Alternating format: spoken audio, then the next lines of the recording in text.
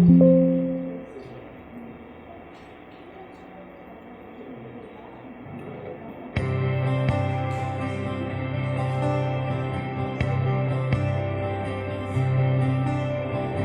você seja alegre, mesmo quando vier a chorar. Que você seja sempre jovem, mesmo quando o tempo passar. Que você tenha sempre esperança, mesmo quando o sol não nascer.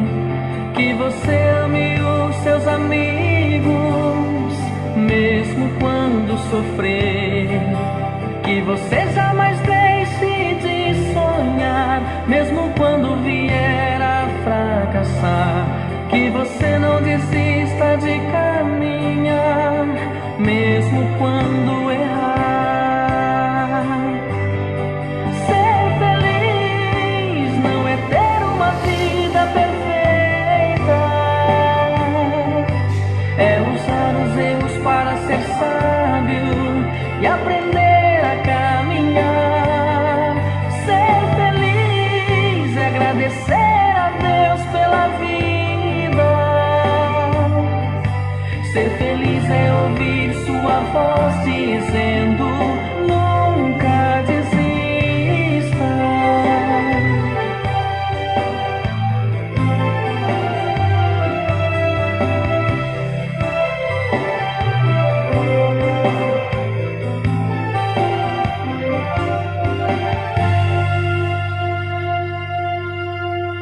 Que você tenha esperança, mesmo quando o sol não nascer. Que você ame os seus amigos, mesmo quando sofrer. Que você jamais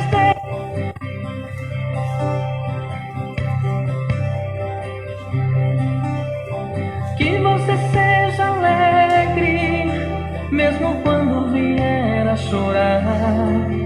Que você seja sempre.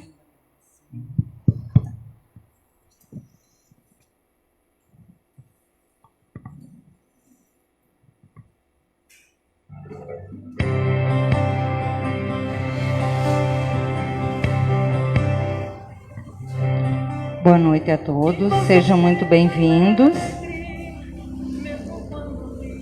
Então, hoje, eu convido a todos que fechem os olhos. Vamos elevar o nosso pensamento a Deus. Eu vou ler uma mensagem de Joana de Ângeles, psicografada por Divaldo Franco. Coragem para mudar. Não se tem dado a devida importância ao crescimento e ao progresso individual dos seres. Alguns creem que os próprios equívocos são menores do que os erros dos outros. Outros supõem que, embora o tempo passe para todos, não passará do mesmo modo para eles. Iludem-se no sentido de que a severidade das leis da consciência atingirá somente os outros. Embriagados pelo orgulho e pelo egoísmo, deixam-se levar pelos desvarios da multidão, sem refletir a respeito do que é necessário realmente buscar-se.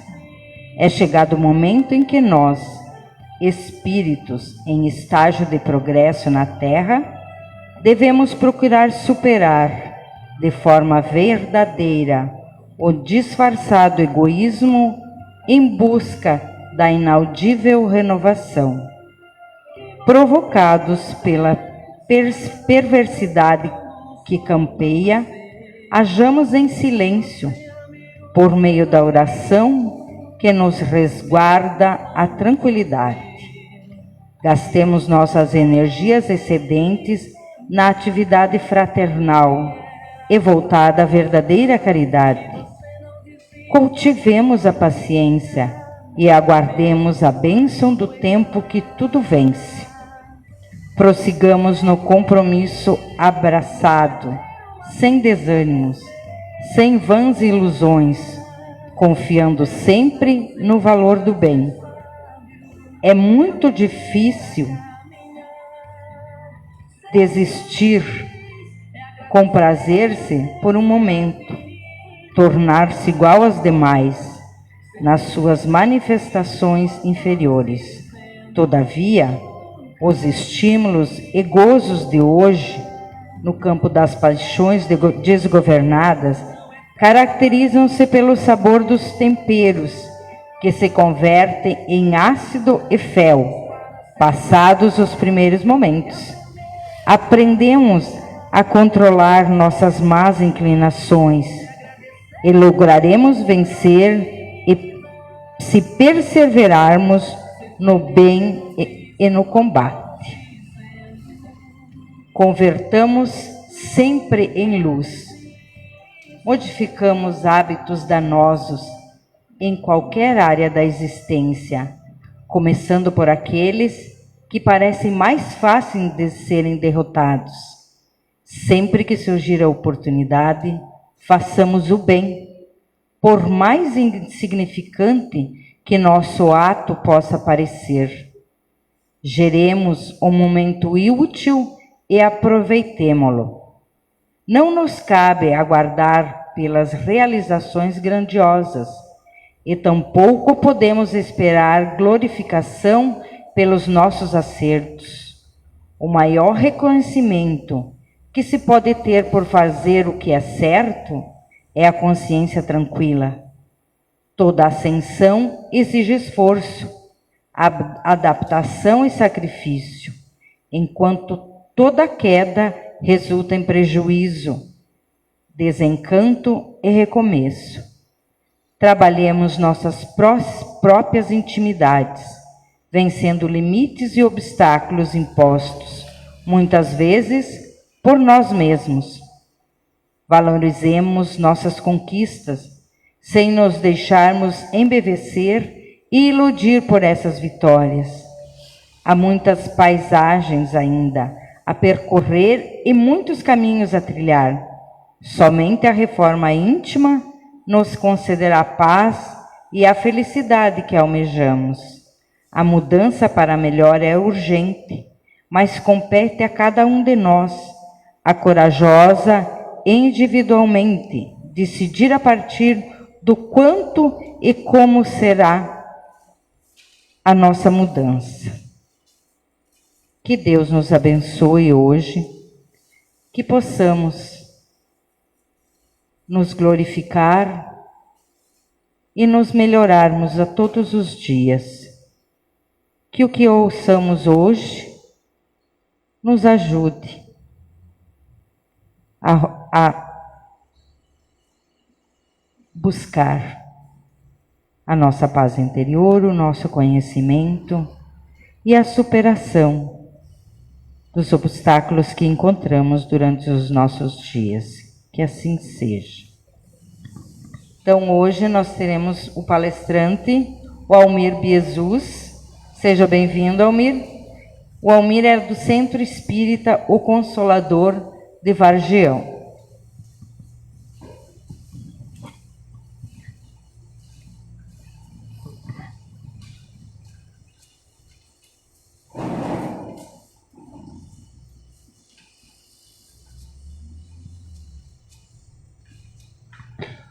Boa noite. Estamos numa casa de luz, de oração, de muita paz, de muita tranquilidade.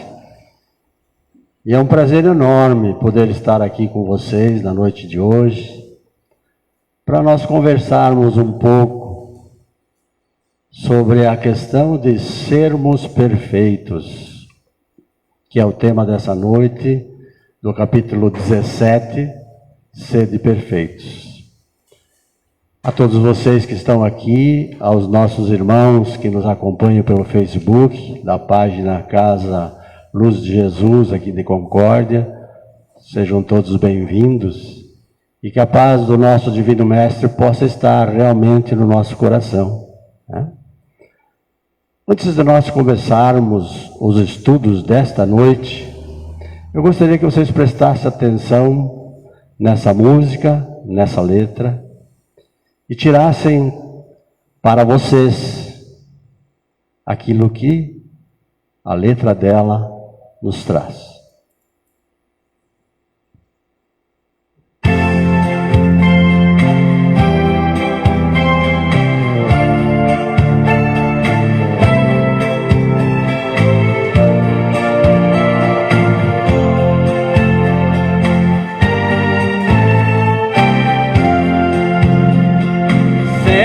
Aqui neste banco, pertinho de mim, vamos conversar.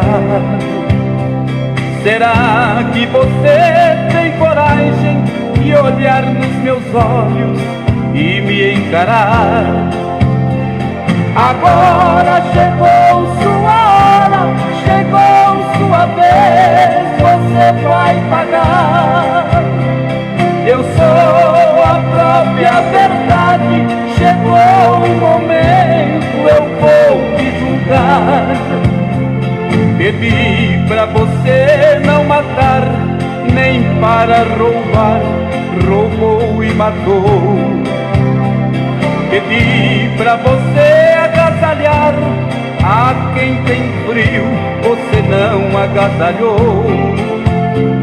Pedi para não levantar falso testemunho, você levantou. A vida de muitos coitados você destruiu, você arrasou.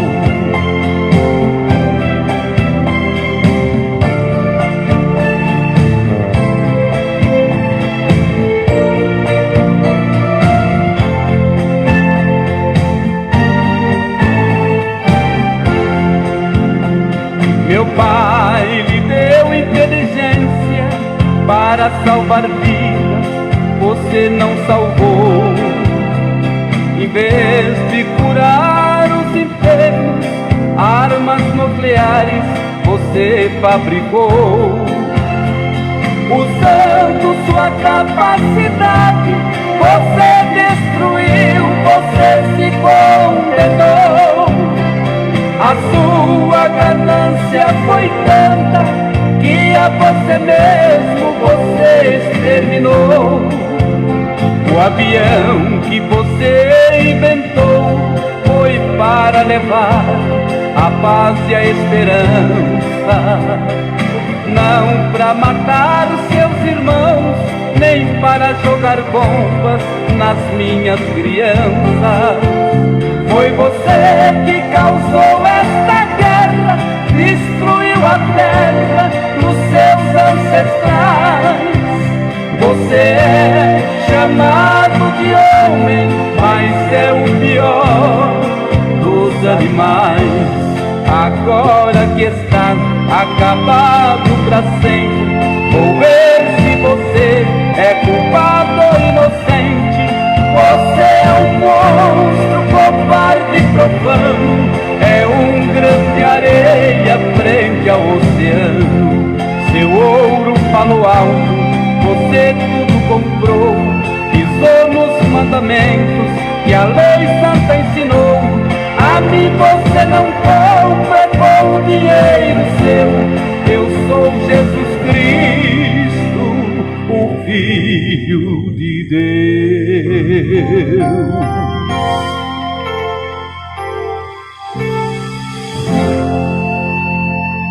Pai, perdoa-lhes, eles não sabem o que fazem. Se fôssemos trazer ao nosso convívio a mensagem de Jesus nessa noite, nessa letra tão importante,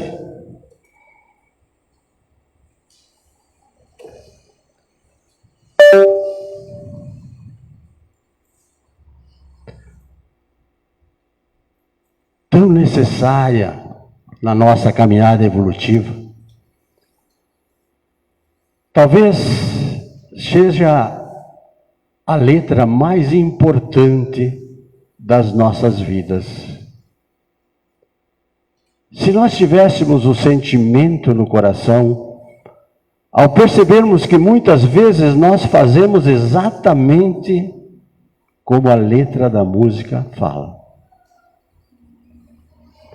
Nós pensamos em nós e esquecemos dos irmãos de caminhada, que necessitam muitas vezes de uma palavra, de um consolo, e nós achamos que daqui vamos levar tudo que temos.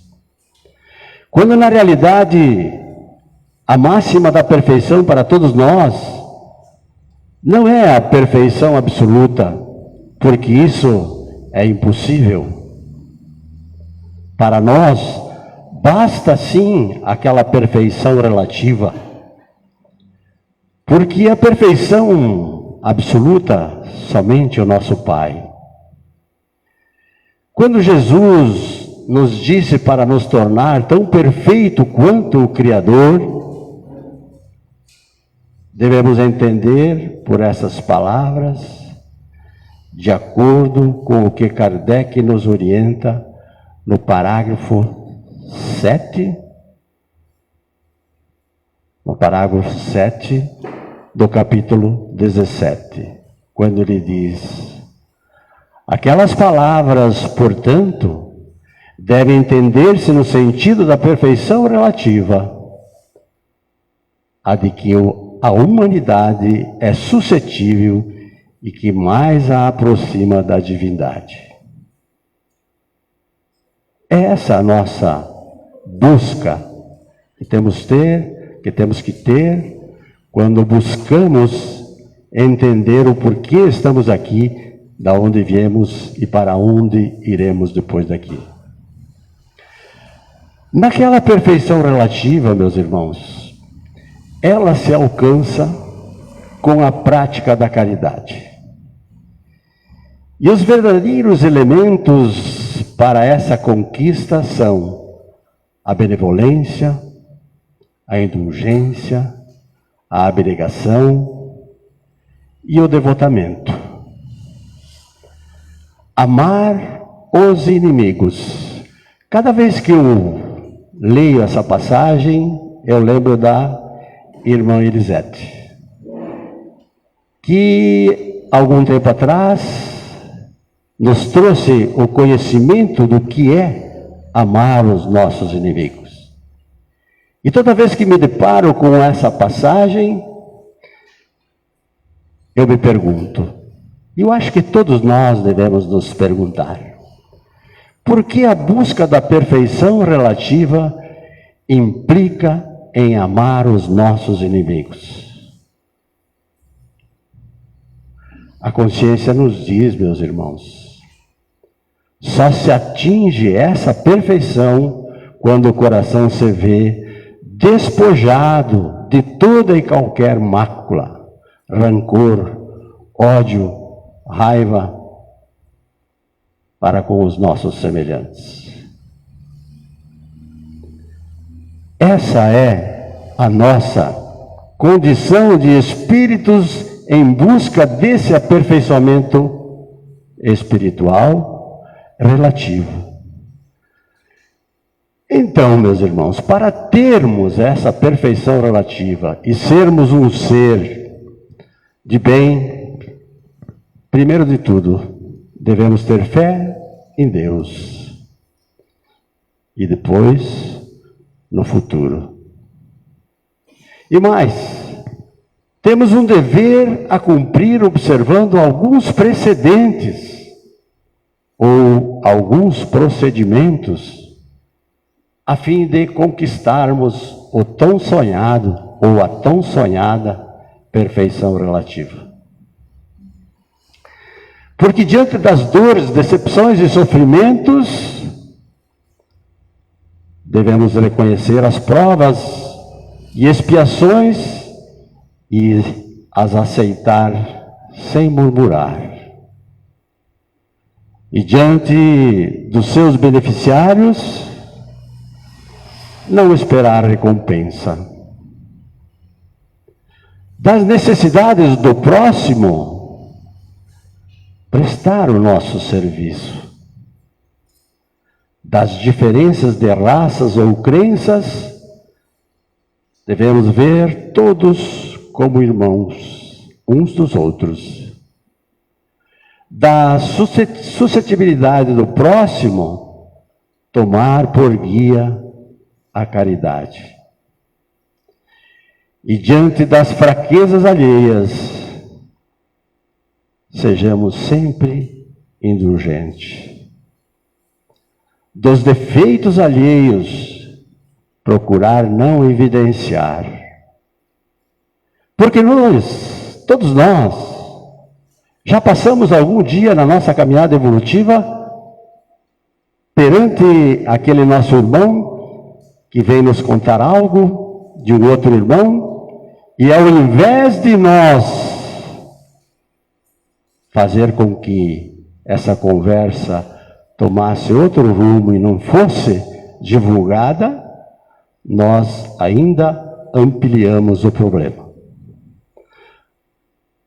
ajustando o nosso irmão de caminhada com as mais variadas condições negativas, pela impossibilidade da nossa parte, como seres humanos, cheios de problemas que temos e ainda não sabemos resolver, ou não sabemos resolver os nossos próprios problemas. E diante dos seus subordinados, tratá-los com bondade e benevolência. Eu posso falar de Cadeira. Que pena que ele não está aqui hoje.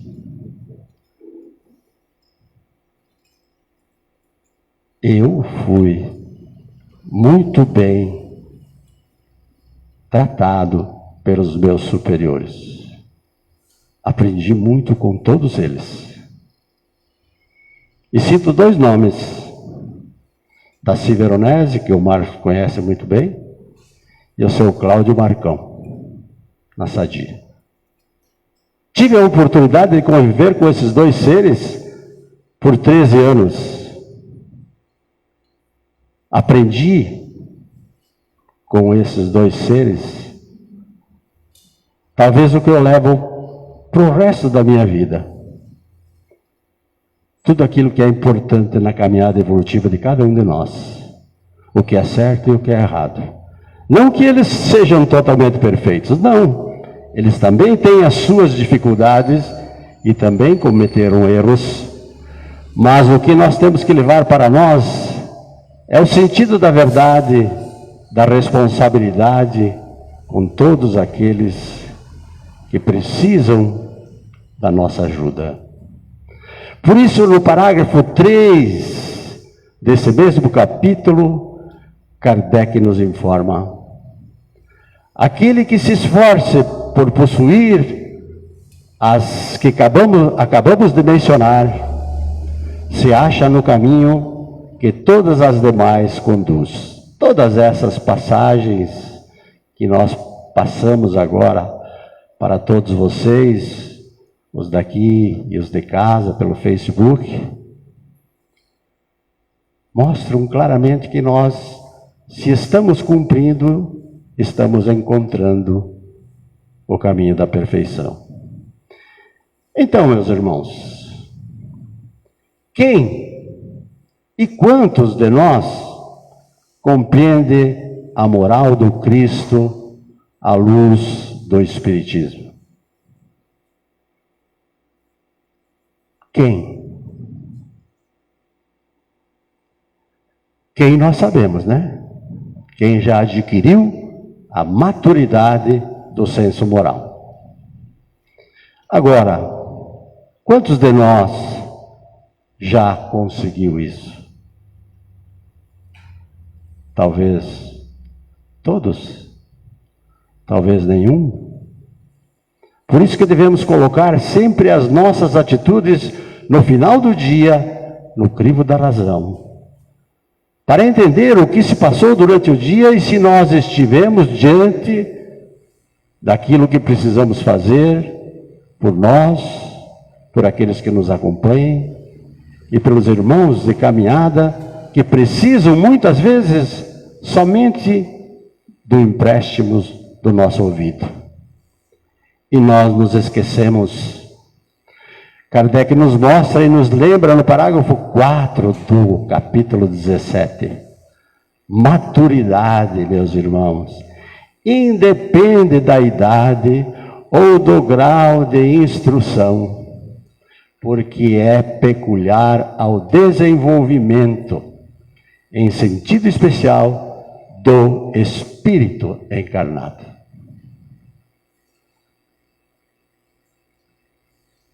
Vocês não veem imagem ali, né? Eu não quis colocar a imagem lá para vocês. Eu gosto mais de conversar assim, estar frente a frente, com os nossos defeitos, com as nossas virtudes, mas para podermos conversar e não dispensar a nossa atenção daquilo que está se propagando, daquilo que está se passando para com vocês. Não estou dizendo que está errado, tá? É que eu gosto de ser assim, tá? Então, meus irmãos, quando nós falamos dos sede perfeitos, nós temos que buscar como conhecer os verdadeiros espíritas, os bons espíritas. E nós conhecemos pela sua transformação do que eram e o que passam a ser, ou ao menos do que faziam e o esforço que empreendem agora para domar as suas imperfeições. Por isso Jesus não nos pede tanto. Ele só pede que nos esforcemos para encontrar o caminho da perfeição, para abrir espaço para passar naquela porta estreita que todos nós conhecemos, que é tão difícil. Muitos, entretanto, meus irmãos, Kardec nos fala também, dos que acreditam nos fatos das manifestações, não lhes aprendem as consequências, nem alcançam a moral. Ou se aprendem, não as aplicam a si mesmo. É melhor aplicar no outro, né? Eu sou perfeito, eu não preciso de nada, quem precisa é meu irmão. Não é assim. Nós temos a necessidade, e por isso nós nos perguntamos, ou devemos trazer para dentro de nós essa pergunta: é preciso uma inteligência fora do comum para compreender a precisão da doutrina espírita? Não, né, meus irmãos? Porque se vê em homens de uma capacidade notória que não compreende, enquanto outros com inteligências vulgares, mas aprendem com admirável exatidão nas suas mais delicadas nuances ou nuanças. Porque a simplicidade, ela brota do nosso interior, ela está dentro de nós. Imaginemos Deus, nesse momento, como se fosse um mar, e nós pudéssemos viver no fundo do mar. Nós estamos entrelaçados com Deus, nós penetramos Deus, Ele está em volta de nós. E é diante dessa bondade divina que todos nós temos que buscar, através da parábola do semeador, que todos aqui conhecem, o entendimento do verdadeiro espírita. Quando Jesus fala, eis que o semeador saiu a semear. E continua lá no Mateus capítulo 13, melhor dizendo, versículo 3. O semeador da parábola, meus irmãos, não esperou chamamento algum, largou simplesmente as conveniências de si mesmo e saiu para ajudar. O mestre não se reporta à leira adubada ou aos talhões escolhidos. Não menciona temperaturas ou climas. Não diz se o cultivador era proprietário ou rendeiro. Se moço no impulso ou amadurecido na experiência. Se detinha a saúde ou o ônus da enfermidade. Ele destaca somente que ele partiu a semear. Saibamos assim, meus irmãos, esquecer-nos de nós mesmos para servir. E aí nós vamos buscar também o que Kardec nos fala no parágrafo 6 desse mesmo capítulo, quando ele diz: não menos justa a aplicação encontra ela a parábola do semeador nas diferentes categorias de espíritas. E aí vem eles. Ao longo do caminho, a semente que foi jogada ao longo do caminho, ou que se perdeu ao longo do caminho, prende-se aos fenômenos materiais e nenhuma consequência tiram deles. Lugar pedregoso. Preocupa-se no brilho nas comunicações. Após ouvi-las, conserva-se frio e indiferente. E entre os espinhos, meus irmãos, reconhecem, admiram os bons conselhos para serem aplicados nos outros e não em si mesmos. Aí nós chegamos na terra boa. As instruções dos Espíritos são quais sementes que caem na terra boa e dão frutos. Esses são os verdadeiros espíritas. Será que nós nos encontramos no caminho de sermos bons espíritas? Ou só esperamos a dedicação e a vontade daqueles que fazem parte da casa ou daqueles que administram a casa? Será que muitas vezes nós deixamos de encontrar e buscar a palavra de Jesus para nos dedicar a outras coisas? Assistir um bom futebol, fazer um churrasco com os amigos, esquecer da convivência espiritual e buscar a convivência junto à materialidade? Será que as nossas paixões de antigamente ainda afloram quando nós precisamos mostrar a nós mesmos que precisamos despertar o nosso lado espiritual? Temos que perguntar a nós mesmos. Nós todos sabemos que o dever de cada um de nós é uma obrigação moral.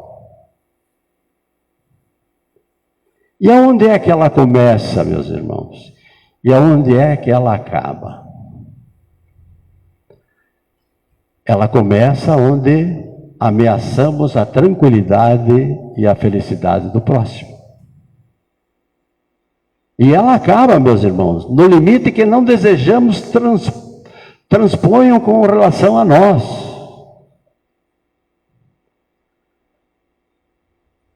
O que esse critério nos mostra, para nós todos, que Deus criou todos os homens iguais para a dor, ninguém teve ou tem privilégios. Precisamos uns dos outros. Precisamos nos conscientizar que somos irmãos nessa caminhada e que a família consanguínea é apenas uma oportunidade para o nosso espírito. Portanto, meus irmãos, o dever íntimo do homem está entregue ao seu livre-arbítrio. O aguilhão da consciência, esse guardião da probidade interior nossa, o livre-arbítrio. Por isso, Lázaro, lá no parágrafo 7 do capítulo 17, fala com autoridade. O homem que cumpre o seu dever, ama a Deus mais do que as criaturas e ama as criaturas mais do que a si mesmo. Será que na nossa caminhada nós estamos inseridos nessa condição que o Evangelho nos mostra? Nos perguntamos até onde ou de onde viemos e o que trouxemos no coração para espalhar aonde nós vivemos, aonde nós convivemos? São perguntas. E para que essa virtude que todos nós devemos ter, nós temos que ter o entendimento que o conjunto de todas as qualidades essenciais que constituem o homem de bem está no ser bom, caritativo, laborioso, sóbrio, modesto. Então, nós temos duas condições: a virtude real e a virtude falsa. Onde é que nós nos encontramos nessa pequena colocação da virtude real e a virtude falsa? A virtude real nos mostra que nós podemos nos esquecer de nós mesmos. Mostramos desinteresses em ajudar o próximo na nossa caminhada. E a falsa é aquela que se ergue uma estátua em seu nome. São os bajuladores, aqueles que querem conviver com o orgulho e com a vaidade. Mas vale pouca virtude, meus irmãos, com modéstia, do que muita com orgulho. Que nós tenhamos consciência disso. Lázaro nos mostra isso nesse parágrafo 7 do capítulo 17. Aquele que exibe sua virtude, lhe falta a qualidade principal, a modéstia. E tem o vício mais contrário que possa existir, o orgulho. E como é difícil conviver com a falsa modéstia e o orgulho tomando conta da nossa caminhada.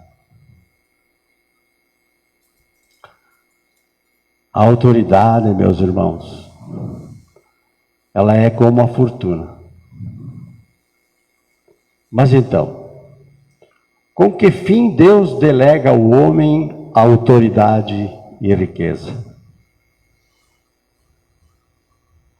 Para que ele utilize em benefício do próximo, porque é um poder transitório que pode ser retirado por Deus a qualquer momento. É isso que nós temos que ter em mente. Nós não precisamos jogar fora o que conseguimos com honestidade. Mas temos que ser sabedores de quando formos chamados, não deixar de prestar a nossa solidariedade. De estar junto com aquele irmão naquele problema, porque talvez numa outra vida ele está agora recebendo a lei de talhão. causa e efeito. Mas nós poderemos lá na frente estar na mesma situação dele, porque ainda talvez não passamos essa condição. Nós temos que saber que tudo aqui pertence a Deus, a nós é emprestado. Por isso a autoridade e a fortuna não é um direito, não é uma propriedade nossa, não é privilégio algum, não é alienável, não é uma superioridade real. Ela é uma delegação que se presta contas, uma oportunidade, meus irmãos, que frequentemente inverte as posições. Hoje eu estou em boa situação financeira, hoje eu tenho autoridade. E o que eu faço dessa minha autoridade? E o que eu faço dessa minha fortuna? Pense. Olhe para dentro de você e comece a analisar. Existem dois lados. Hoje eu estou nessa condição, mas na outra eu posso estar no sentido contrário. E nós precisamos entender que as adversidades são necessárias para todos nós. Estou lendo um livro chamado Evolução, ditado pelo espírito Céfalos. E ele fala o seguinte: da criança que vem para a família com um problema mental. E aí os pais ficam preocupados, e por que isso comigo? Por que só comigo? E não agradecem. Esse espírito está nessa condição para a reparação de um passado que cometeu suicídio várias vezes. E agora vem nessa condição para limpar aquilo que está impregnado no seu perispírito, para não cometer de novo o suicídio. E para ter uma oportunidade na próxima encarnação de não mais passar pelos mesmos problemas. E nós vemos na dor e no sofrimento um problema. Na realidade, são soluções. Nós temos que ter a resignação diante daquilo que nos acontece. Porque no parágrafo 9 do capítulo 17, responderá pela boa uma diretriz que dê aos seus subordinados,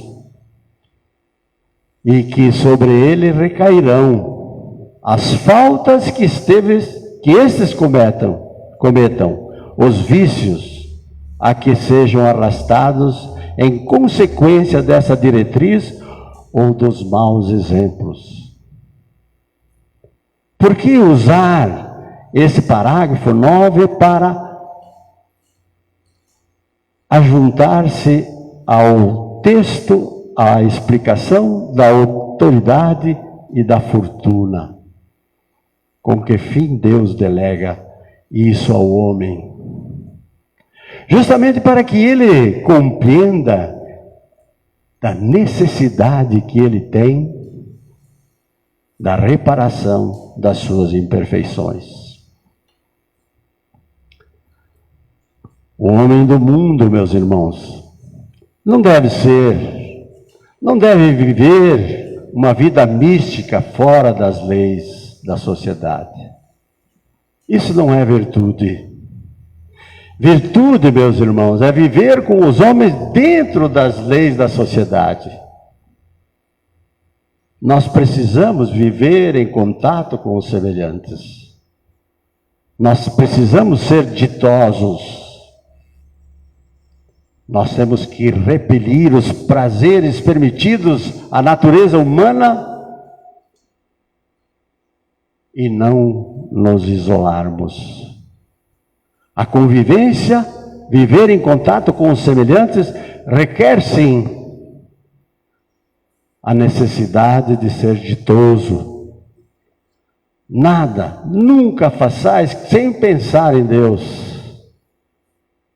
Como eu falei, se Deus fosse o oceano e nós vivêssemos no fundo do mar, nós estaríamos infiltrados em Deus. Deus está por tudo em nós. Para que esse pensamento vos purifique e vos santifique os atos, nunca façais nada sem pensar em Deus. Sem pensar no nosso Mestre Jesus. Essa casa espírita Luz de Jesus, já pararam para pensar, refletir quanta luz tem nesse ambiente em que nós nos encontramos? Já pensaram o mentor espiritual desta casa? A alegria que sente quando nós estamos presentes para divulgar a doutrina espírita, que também Jesus nos mostrou e nos exemplificou através da sua jornada aqui nesse plano. Então, meus irmãos, nunca façais nada sem pensar em Deus, em Jesus. Porque a perfeição moral, meus irmãos, não é o aniquilamento do corpo, não é o castigo do corpo, desatender as necessidades da natureza, não é isso. Se nós vamos lembrar do passado, onde se açoitavam, para mortificar, porque erraram, não é. Nós precisamos do corpo e do espírito. Nós precisamos desse corpo para a reforma do nosso espírito, para dobrar, submeter, humilhar e mortificar o nosso espírito, não o corpo físico. Porque aí nós estaremos atendendo à vontade de Deus. Amai, pois, a vossa alma, porém cuidai igualmente do vosso corpo, instrumento daquela. Está lá no Evangelho, no parágrafo 11 do capítulo 17. Então, se pergunta, é válido ao homem maltratar o próprio corpo para buscar a purificação da alma? Não, né? Pelo contrário, sendo o corpo o instrumento da alma, ambos devem estar sãos e dispostos, fortes, Jorge, o Espírito Protetor, no parágrafo 11, nos fala o seguinte: o Espiritismo demonstra as relações que existem entre a alma e o corpo, e por serem necessários um para o outro, importa cuidar de ambos. Como nós fazemos com o nosso espírito e como nós fazemos com o nosso corpo?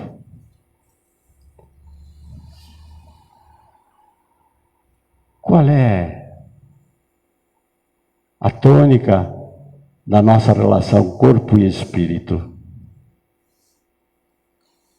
Estamos gordos? Estamos magros? Nos preocupamos com a beleza e não nos preocupamos com o espírito.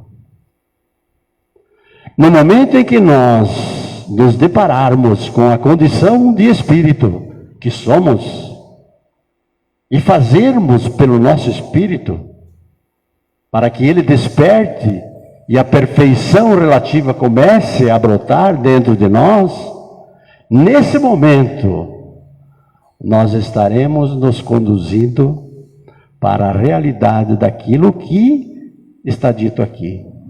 Cuidar do corpo e do espírito. Quando nós estamos cuidando do espírito, automaticamente nós estamos cuidando do corpo. Porque nós não nos importamos muito com essa questão né? Se estamos gordos, se estamos magros. Será? A vaidade às vezes passa perto de nós, né? Para cada um de nós existe um chinelo. Se nós nos olharmos no espelho, vamos ver que nós somos um exemplar perfeito. Não existe ninguém igual a nós. Então não importa se você é gordo ou se você é magro. Importa o que vai no teu coração. Importa a forma como você conduz o teu espírito nessa caminhada evolutiva em que você se encontra. É assim, meus irmãos. Por isso que nós vamos buscar no livro Fonte Viva, que essa casa também tem, onde Emmanuel, pela psicografia do Chico, nos esclarece. Árvore alguma será conhecida ou amada pelas aparências exteriores, mas sim pelos frutos, pela utilidade, pela produção. Assim também nosso espírito em plena jornada. Pelos frutos os conhecereis, disse o Mestre. Pelas nossas ações seremos conhecidos. Praticar o bem no mundo atual, sabemos que é um enorme desafio para todos nós, diante de tantos conflitos, interesses e perturbações. Mas o homem de bem, meus irmãos, não pode desanimar. Pelo contrário, tem que perseverar. Árvore alguma será conhecida ou amada pelas aparências. Basta isso? Ela vai ser conhecida pelos frutos que ela der. Essa é a nossa missão nesse orbe. Portanto, meus irmãos, chegamos ao final dessa explanação, lembrando que a nossa caminhada evolutiva passa necessariamente por essa condição que vimos agora, pelos frutos que nós distribuirmos ao longo da nossa caminhada. Não é pela aparência que nós possamos demonstrar. Temos que ser sinceros com Deus, com Jesus, com Maria e com nós também. Boa noite a todos e muito obrigado.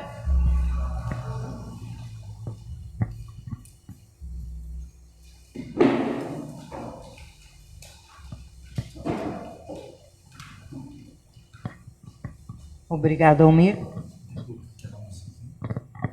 Obrigado, Almir, por essas palavras tão profundas, onde com certeza teremos que repensar, nos recolher com o travesseiro e pensarmos. Então, agora nós vamos para o passe.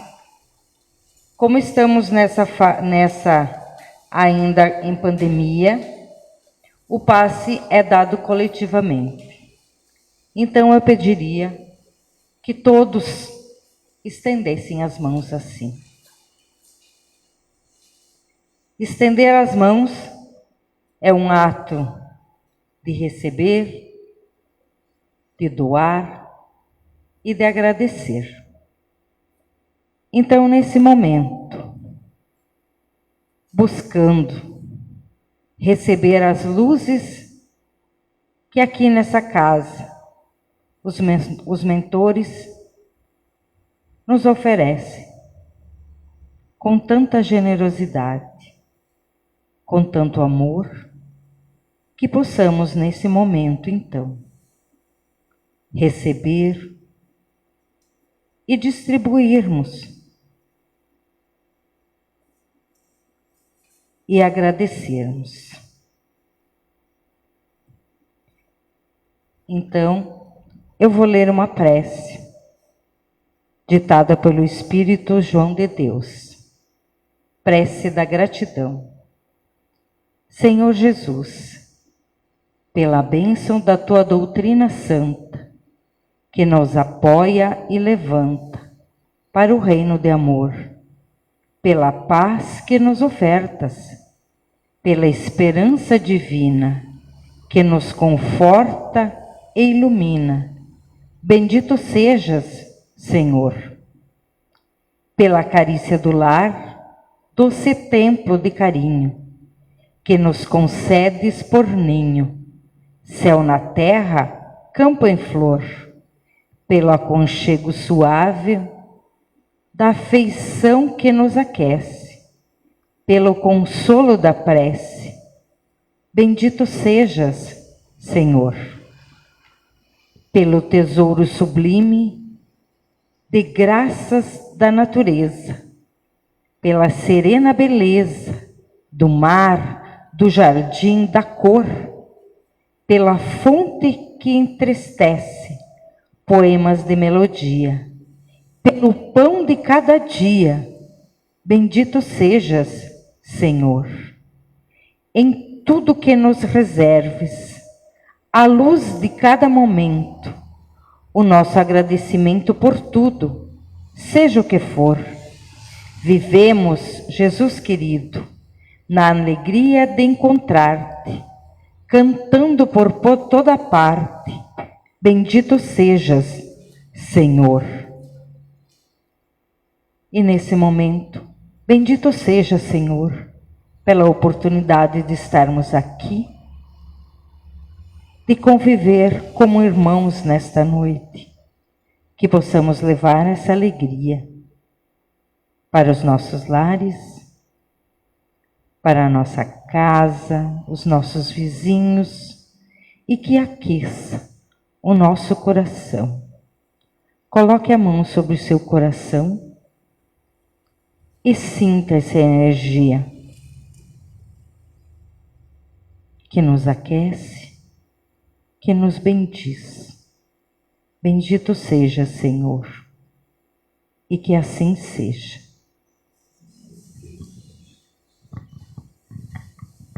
Agradecemos a presença de todos e quinta-feira estão convidados para participar da palestra na Casa Luz de Jesus.